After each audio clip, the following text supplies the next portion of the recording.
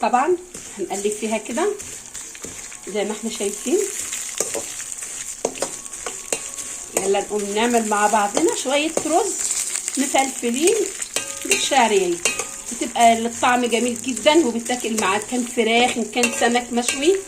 فانا النهارده حبيت ان انا اعمله على سمك مشوي.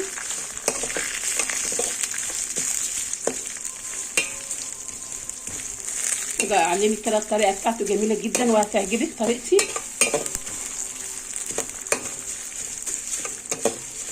طبعا الشعريه حسب ما تحطي، شوفي بقى كميه الرز اللي انت تطبخيها كده قد ايه، فهنحط كوبايه شعريه. انت حسب الكميه ايه بتاعتك، يعني حسب كميه الرز بتاعتك. زي ما احنا شايفينه كده، بسم الله ما شاء الله.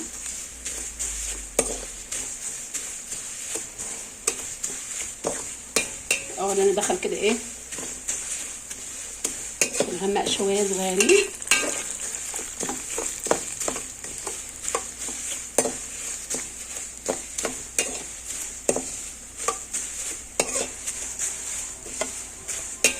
ماما علمتني لما اجي احط عقد الرز وانا مش عارفه، كنت لسه صغيره، فكانت بتعمل لي ايه يعني ايه عشان بس ما يبص مني. طبعا انا ماما كانت معلماني نجيب كده معلقه كده، شايفين المعلقه، ونقوم ايه حاطينها في النص الحله اللي فيها الرز. ولو المعلقه ثابته يبقى كده الرز ايه لا مش عايز ميه، ان هي ملقلقه يبقى رزك سايح. فهي كده ثابته مش عايز، يعني كده ايه المقدار بتاع الميه هو نفس مقدار الرز، يعني كده مظبوط جدا. طبعا الملح اللي انت بتحبيه بنقلب فيه هو زي ما احنا شايفين. الرزايه بسم الله ما شاء الله، شايفين المكرونه عامله ازاي جميله جدا. فدي للمبتدئين اللي هم لسه العرايس الحلوين، تقومي يا حلوه تعملي شويه رز بالشعريه، وزي ما عرفتك الطريقه دي كده بين معلقه هتقدري ان انت تظبطي اي كميه رز. المهم ما تروحش كده ولا كده، لا هتقدري تظبطي اي كميه رز.